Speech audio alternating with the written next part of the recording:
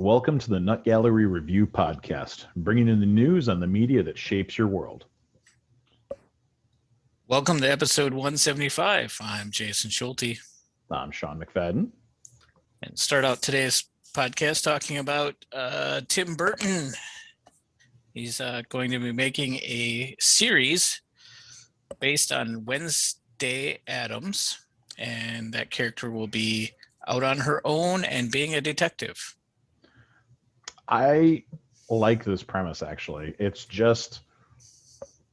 wacky enough that I think it plays into Tim Burton's strengths, and wacky enough that Wednesday Addams as a detective, I love it. Have they actually said who they're having playing Wednesday, though? I did not see that yet, but that'll be important. Yeah, well, I knew the rumor mill was going crazy, so. And I think it'll be important on kind of that they keep it a little lighthearted to fit her character, but make it just off enough that it also fits her character. Yeah, fitting the character, absolutely. But I mean, just especially in the detached way that she interacts with the world around her, I think would be entertaining itself just for a couple episodes of that. So I'm kind of excited, and we'll see where it goes. Yeah. March movie releases are kind of thin and slim and not all that long of a list. And there's 3 movies. They all come out on March 5th. So I think they're trying to attract people back in a very short burst. Raya and the Last Dragon. This is coming out to theaters and Disney Plus Premier Access on the same day. Raya and the Last Dragon takes us on an exciting epic journey to the fantastic world of Kumadra, where humans and dragons lived together long ago in harmony. But when an evil force threatened the land, the dragons sacrificed themselves to save humanity. Now, 500 years later, that same evil has returned, and it's up to a lone warrior, Raya, to track down the legendary Last Dragon to restore the fractured land and its divided people. I've watched the trailer for this. It looks really good. Looks gorgeously animated. Oh, absolutely. I mean, the story, I feel, borrows a little bit from How to Train Your Dragon, but when you watch the trailer, as you said, it looks gorgeous. The animation is just but yeah, I was getting pumped up watching the trailer, and I was like, yeah, I want to see this. Chaos Walking. In the not too distant future, Todd Hewitt, played by Tom Holland, discovers Viola Daisy Ridley, a mysterious girl who crash lands on his planet, where all the women have disappeared and the men are afflicted by the noise, a force that puts all their thoughts on display. In this dangerous landscape, Viola's life is threatened, and as Todd vows to protect her, he will have to discover his own inner power and unlock the planet's dark secret.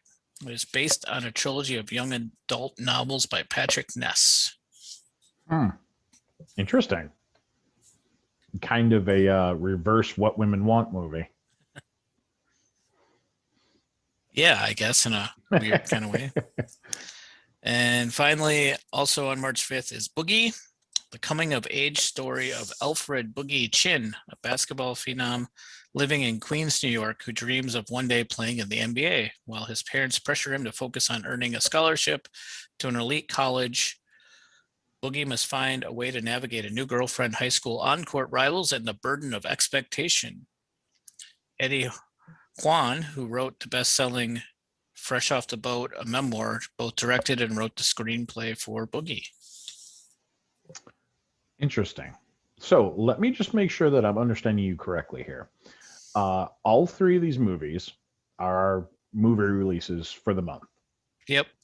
And all 3 of them are coming out the exact same day. Yep. That's interesting. I thought the same thing. There's got to be some sort of reasoning behind that, because with 3 of them coming, literally a week in between each of them, and they get automatically top billing because they're the only thing coming out. But all three of them, are they trying to do like a combined resurge or something? I don't know. Yeah, it's kind of interesting to do it that way. Maybe they all set the dates and didn't really feel like changing them. I don't know. I had talked to a theater owner this week, and he mentioned that he's expecting it'll be late summer before we really see theaters active again. Yeah. So he's just kind of holding on until then, and very limited like showings and things. So that's it. I guess there isn't really any of them on the list I'm like opposed to seeing. So, no, but the first one is top billing. Yeah, of course. And what's it? Raya is what it's called? Yeah. Okay. Yeah, that it just looks pretty, and it looks like a fun story. So that's got my attention. So on to DVD releases. Okay. Well, I hate to keep the trend going here, but there's not much coming here either. Week of March 2nd, we've got Monster Hunter with Mila Jovovich and Ron Perlman. Kind of a little bit of a twist on the video game, because based on the very popular Monster Hunter video game series. It's a crew, looks like special forces get pulled into the Monster Hunter world from our world. So interesting. If nothing else, it looks like a halfway decent action flick. We have Fatale, starring Hilary Swank. Sports agent gets pulled in by a corrupt policewoman. He's got to try to keep his marriage together and keep his life together, as she's basically messing up his life because, well, he had a little bit of an affair with her. We've got Half Brothers, and I had the bumper on this one. Zany antics occur when an uptight aviation executive finds out that he has an American half-brother he never knew about. The unlikely duo finds themselves forced to go on a road trip together, and soon they discover they are on the same path their father took from the United States to the Mexico border. Will they continue their brotherly love after the trip is done, or will they go their separate ways? We have Pinocchio, another retelling of this story. I'll be honest, at this point, I don't think it's needed, but I'll go on there. Zappa. We have the documentary of Frank Zappa's life. A week of March 9th, we have Adverse, an Uber driver versus organized crime to find out what happened to his sister. And then the week of March 16th, we have Des. I hope I'm pronouncing it all right. DES, starring David Tennant. It's the story of Dennis Des Nilsen, the Scottish serial killer. And then on to March 23rd, we have News of the World, starring Tom Hanks. And then probably the big name for the month is the week of March 30th. We have Wonder Woman 84. I think those last two are actually pretty big. Yeah. News of the World looks good. I want to see that. I did not get to see Wonder Woman 84 yet. So I'm looking forward to that, though it's not been reviewed too well. Have you seen it? No, I've not seen it in theaters just because I'm told it's very long, and I'm not sure my son, who would want to go watch it with me, is going to be able to sit through something that adults are saying feels very long. And I think I'm sure the writing's off on it. Yeah, they try to do too much, I think, maybe.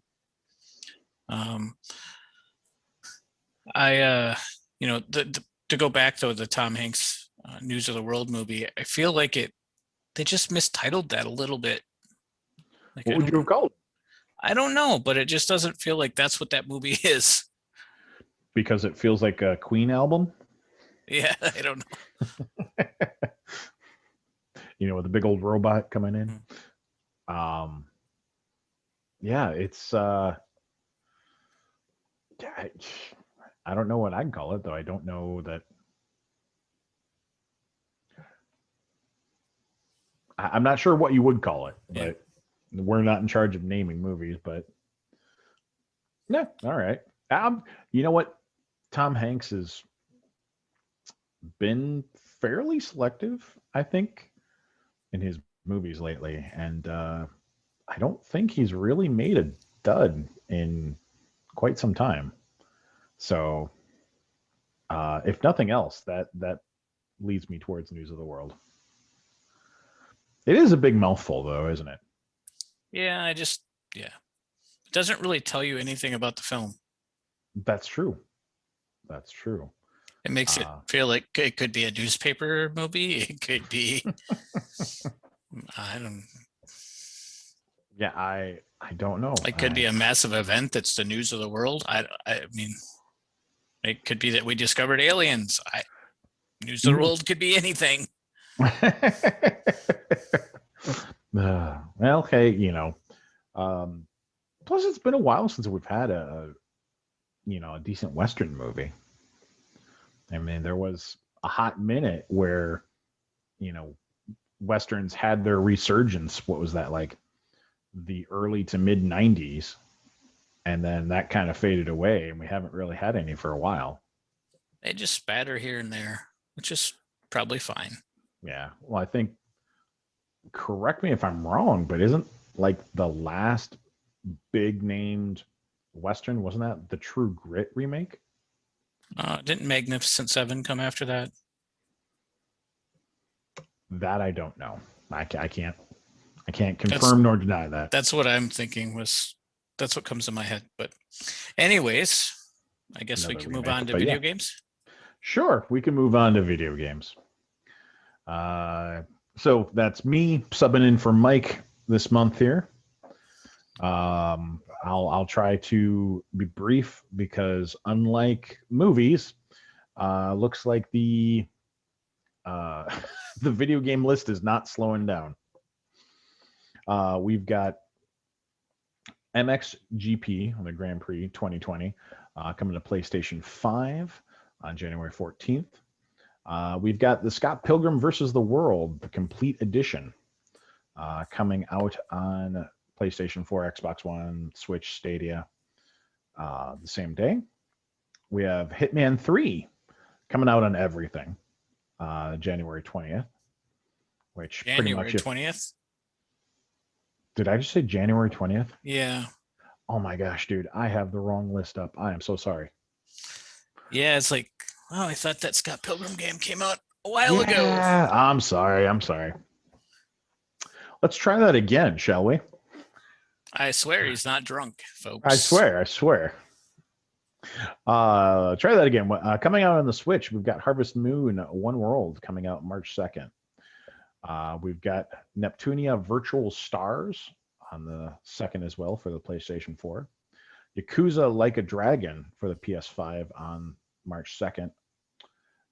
We have AR Nosurge DX on the PS4, Switch, and PC on the 4th. We have Ciel Nosurge DX also, same day, same systems. We have Sea of Solitude, the director's cut, coming out on the Switch March 4th.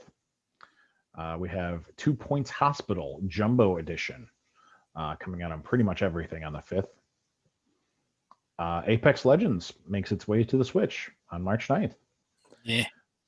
I don't care either, dude, but it's a big thing, and the Switch doesn't have a whole lot of that style, especially the freestyle. So, I mean, it's worth mentioning. Monster Energy Supercross, the official video game 4, coming to everything March 11th. Yeah, you want to talk about titles? Let's talk about that one. We've got Crash Bandicoot 4. It's About Time, coming to PlayStation 5 and Great the new title. Xbox. Great title. Yes. We have Mundaun coming to pretty much everything on March 16th, and don't ask me what that is because I don't know. Hey, what is Shodown. that? No, okay. jerk. Coming out March 16th. You want Do to you want to talk repeat that title again, since I kind of was talking over you? Samurai Shodown. And then you want to talk about titles here. We have Saviors of Sapphire Wings and Strangers of Sword City Revisited, coming to the Switch on the 16th. I think I would just not buy that just because. Just because, right? Like, come on, pick a name. Stubbs the Zombie in Rebel Without a Pulse comes out to the PlayStation 4 and Xbox One and Switch. Jack Jeanne coming to the Switch the 18th. Maglam Lord, the PlayStation 4 and the Switch. Marvel Avengers comes to the PlayStation 5 and the new Series Xbox, which I'm not so sure that's a smart move. That did not do well. Yeah, we have it, and we just. That's what everyone does. It's the shrug. It's like, yeah, it's fun for like a half an hour, and then just, yeah. I think that's about what we played it for. It's about a half an hour. So we thought, oh, my son and I could play it together, and that's not true. And yeah, it just didn't pull us in. We've got Root Film, PlayStation 4 and Switch on the 19th. We've got Story of Seasons, Pioneers of Olive Town on Switch March 23rd. We've got Yakuza 6, The Song of Life, come to Xbox One and PC. Those are fine. The first time being offered on Xbox, I believe, because wasn't Yakuza originally a PS? Yes. Only, yeah. Let's see, where was I? It Takes Two for everything, March 26th. To make a thing go right. Nice. Monster Hunter Rise for the Switch on the 26th. So Switch gets a nice Monster Hunter. Neptunia Virtual Stars on the PC the 29th. And then pretty much if you want a Kingdom Hearts game, it's coming to the PC at the end of the month. And finish that off with Drifters, PlayStation 4, Xbox One, and PC March 31st. Yep, and that's your list. So there's a whole lot there. I think the ones that are going to get the most attention, I think Apex might get a little attention just because it's now on Switch. But Crash Bandicoot, man, it's about time. Yeah. Otherwise, it's a good list. It's a big list, but it's kind of a concerning list because there's nothing that just literally pops. Well, I'll say this. You've got stuff being offered on systems that it doesn't normally have. I mean, a couple Yakuza games, which those are always kind of wacky fun. You've got, excuse me. You've got the Marvel's Avengers, which I think is honestly kind of a dud. But Crash Bandicoot, some fun. You've got Apex Legends and some Monster Hunter games. So and they're just bringing that Marvel game to the new systems. I just don't know that there's a huge market for that.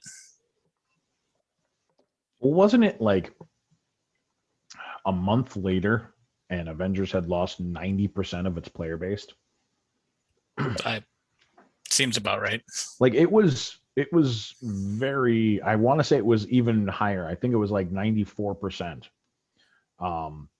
That people got it, played it, and went, oh, okay, this is a grinder, and stopped playing it.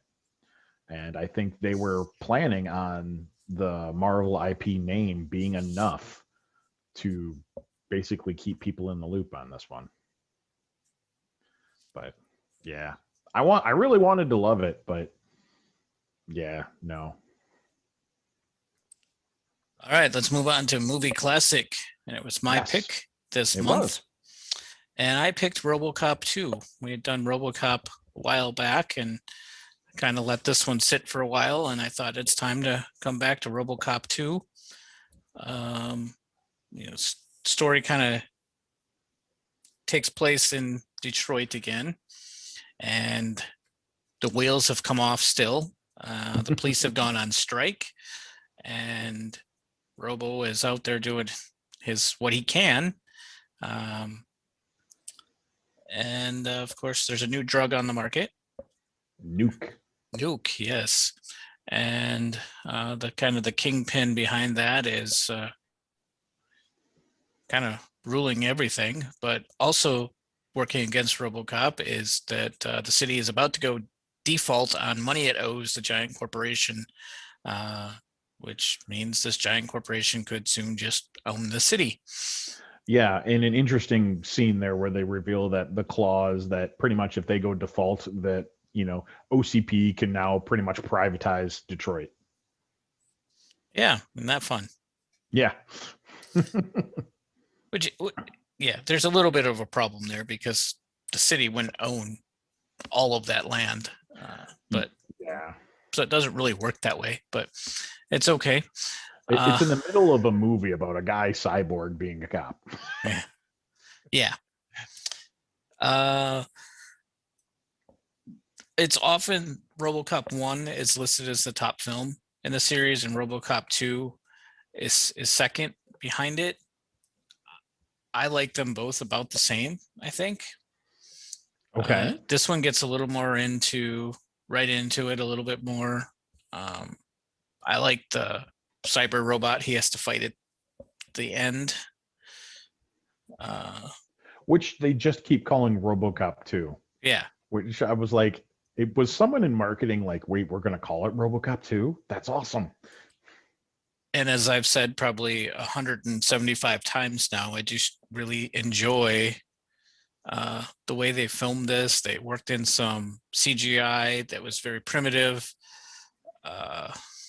There's the details that we like forget in movies now. Like he's driving his car down the road and trash kicks up. Well, we just wouldn't add that detail anymore to a movie. Yeah. And talking about driving down the road, man, they must have broken the shocks on a couple of those cars. Good gravy. There is something comical about every time he's coming around a corner, he's just doing a slide. Yeah, it's just around every corner, just full out. Like I use my parking brake to go around every corner. I was just like, there's one scene in particular where I think it's the sludge plant that they're coming into, and he's coming in there and he's at speed, and just the front end of the car just comes up and slams back down, and I'm like, oh yeah, those are broken shocks. Well, that was my quick. You want to kick in a little here? Your thoughts? Sure. So quick disclaimer, I guess. I love the character of Alex Murphy, RoboCop, and for a long time as a kid, he was just the coolest thing ever. I even made, I may have said this before, my own cardboard RoboCop suit, and walked around doing the whole imitating RoboCop as best I could with my little dart gun and everything. And he has not stopped. Why would I? Exactly. So all of that being said, I've not seen RoboCop 2. I want to say in probably a good 8 to 10 years now. But I was like, all right, yeah, I was pretty excited to watch this one. Here's my thoughts on rewatching it. One, I don't think it's held up as well as the original RoboCop. I think that the original RoboCop, having more of the practical effects, kind of lends itself a bit better to, the aging process, watching these movies, years and years later. I think they leaned a bit more into the CGI in RoboCop 2. And there are parts of it where you're like, that effect is clearly an effect. And you can quite clearly pick it out. I mean, it's an early 90s movie. So, I mean, they were still playing around with CGI, but those are things that you notice immediately. Um, what I love about the movie is the first third and the third. So at the very beginning and the very end, it's got some, I hate to use this word, but pacing issues in the middle there, where everything kind of drags a little bit longer than it's necessary. Um, but past that, um, casting was great. Of course, um, our hero returning once again, but um, the ones that I always liked, especially out of this movie, is Johnson, who is pretty much like, I want to say it's his second command to the old man, and they never actually give him a name. That's his name, Old Man. The guy who runs OCP. So he's an executive at OCP, but he's kind of a little bit how shall I put this, morality in the grayscale. He seems like a halfway decent guy some of the time, and then other times he's like, but the other one that I really like is the new psychologist that they bring in to help out the RoboCop 2 program. Um, the reason I really like this character is because she's so easy to dislike, and she's so wormy that you're like, oh, okay. At the beginning, you're like, okay, all right, and then she does all these things, and you're like, oh my gosh, I really don't like you. And then there's a scene in the movie where they bring in RoboCop to update his directives, which, he's famous for the 3 directives, and now they've got like 200 some directives in there. And when they release him back to, the police department, it's just, that's, I think, where the 90% of the comedy from the movie comes, is from those scenes of RoboCop trying to uphold all these directives and just not being Alex Murphy, and just being this caricature of a thing. You ready for some directives? Oh boy. Directive 233, restrain hostile feelings. Directive 234, promote positive attitude. Directive 236, promote pro-social values. Directive 238, avoid destructive behavior. Directive 239, be accessible. Directive 240, participate in group activities. And then you get down, there's a lot more, like don't rush traffic lights, don't run through puddles and splash pedestrians or other cars. Don't say you are always prompt when you are not. Don't be oversensitive to hostile and negativity of others. Don't walk across bathroom floors swinging your arms. Or ballroom.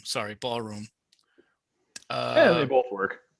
And then, but Directive 262, avoid Orion meetings. So Orion was the production distribution company. Oh man. There's Smile, keep an open mind, which kind of hard for him. Yeah. Encourage participation, avoid stereotyping, and finally, Directive 278, seek nonviolent solutions. Which was really funny when this is obviously kind of a hyper-violent world. I mean, one of the commercials that they have during the news broadcast is about a guy who, didn't get the account and he commits suicide, and it's like, okay, and you have a problem with RoboCop? Also, a nice little Easter egg I didn't notice before, but I noticed this time. So when they go into the arcade, where Murphy, RoboCop, is tracking one of the dirty cops, Duffy, all the arcade cabinets are from Data East, which you may not know this, but Data East is the one who made the RoboCop video games. So I was sitting there laughing during this scene because I was like, wait, is it all of them? And it's all the logos that you see are the Data East logos. Yeah, so it's a RoboCop movie. It's made in the 90s. it's has its flaws. I will support you on that. I still think that it is a classic. We have had several knockoff RoboCop movies, Oh yeah, and some then even bearing the name. yeah. So I mean, this is about what we have to work from. Oh yeah, I won't knock that it's you're picking it for a classic because when I was younger, I absolutely loved and adored this movie. I thought, anyway, I thought it was the best thing ever. Um, I think time has weathered that a little bit just because, as more of an adult, you have to take a bit more of a critical eye to things. But um, it is still a fun movie to watch there. It does swing a little bit in emotions Mhm. uh, because there's a scene where Alex Murphy, RoboCop, is kind of watching his, what was his wife and son, and then she comes on into the police precinct, and he's just been told, you're a machine, you're not actually Alex Murphy, and then he has to tell that to, the woman he was married to, and I was like, whew, I'm not sure that was a necessary scene, but man, that was kind of cold. But it's toying with that: is he man or is he machine? Yeah. That goes out. I mean, there's also a scene where he gets chopped up into little itty bitty bits Mm, and thrown that almost back. feels like that's Alex Murphy's superpower. They like deliver him in a box. Yeah. Dump him out of the car. Yeah, there's a few parallels from the first one there, and it's just like, geez, okay. But the fact that he had to sit there and watch the whole thing happening, I was like, ooh, God, what would that do to my psyche? That'd tear me apart. Yeah, that was a rough scene too. That was rough. That was. Yeah. And that's in modern day. Like now, where that's just a common thing in movies. It's just dismantling people. But Yeah.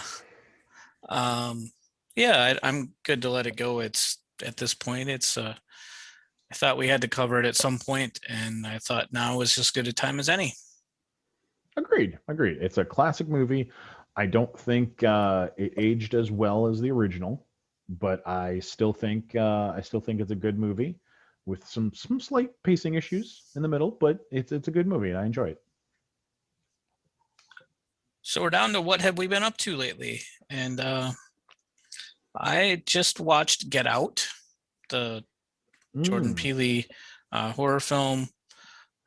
I can't say a whole lot about it because it would be very easy to spoiler. ruin what the whole thing is built up for, but it does build up towards something.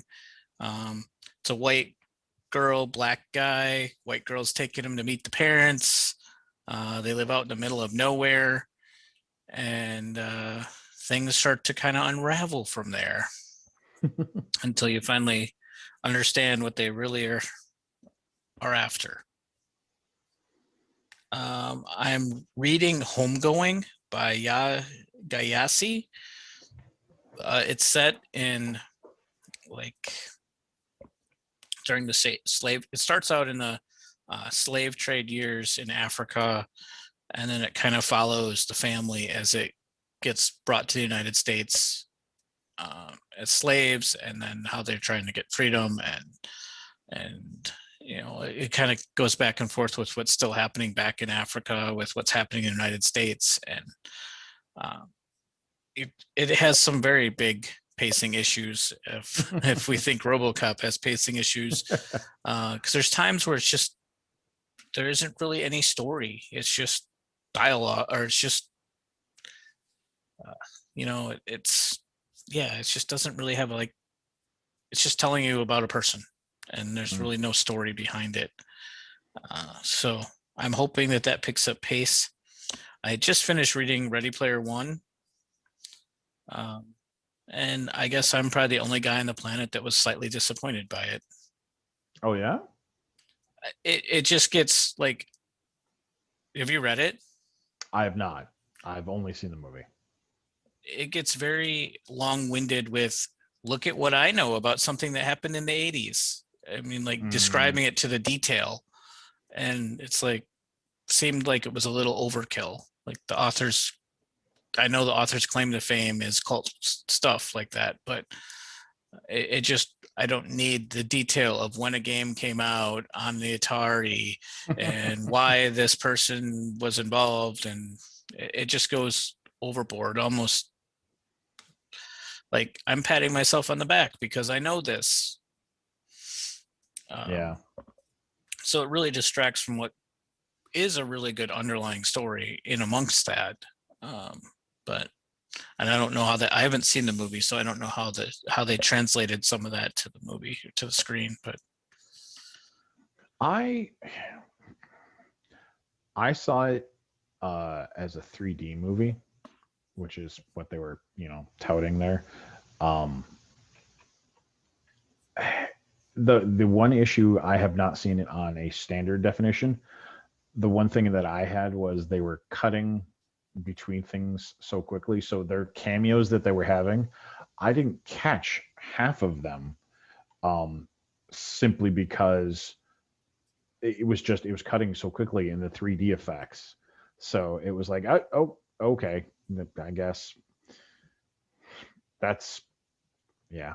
So it's an enjoyable movie if you're asking that. I know that they changed certain things, like a couple of the movies that they go into and everything is actually changed. But it's enjoyable. But man, I watched that in 3D, and there were parts where I was like, that particular pass was a blur. I didn't catch what they were trying to show me there. So that's the end of my list. So okay. I just finished Aftershock, which is by Aaron Rudell. It's book 2 of the Acts of War, set in the Iron Kingdoms world there. You might know Iron Kingdoms for being a War Machine, the game there. The only bad thing is I finished it and I went on my computer and searched for book 3, and there isn't one yet. So I'm like, no. Because turns out that these are his first 2 novels, and they're really well done. And this it came out in 2017, so I was kind of hoping there was a third one, though I have a feeling he may just leave me on the hook there. I did watch a couple of older movies there. I watched Cabin in the Woods. Yes, and I see you smile there because that was something you were pushing for. I watched Pleasantville. did you like it? It was interesting. It was interesting. I don't think I enjoyed it as much as you did, because I could see all the horror movie tropes, and that's more your alley there. But I did enjoy it. It was interesting. Did you see where I compared it to Army of Darkness? And just kind of its quirky, not taking itself overly serious. Okay, or maybe. I just saw the freaking cabin that they come up to, and I'm like, is that the same cabin? Holy crap! Past that, keeping up with WandaVision, of course, because if you wait too long, the internet will spoil everything for you. And as far as video games, I've been playing Halcyon 6, which is kind of a 4X. Yeah, it's not really a 4X game. It's a space exploration game on the PC. All right. We've both been busy. That's true. And of course, I did catch a fair amount of flack last episode because I didn't let everyone know that I am engaged now. And so my now fiance is like, you didn't say anything? I'm like, I didn't know that. Yeah, slipped my mind. So I'm engaged now. That's not going to bail you out. It slipped my mind. I was a little busy, podcasting here. Thanks, Jay. And the second she hears that, she's going to rub it in. Well, congratulations to both of you. Thank you, Jay. It's like she's like 1/5 of our listenership, so I don't want to make her mad. I think that's it, though. All right, until next time. Good night, everybody.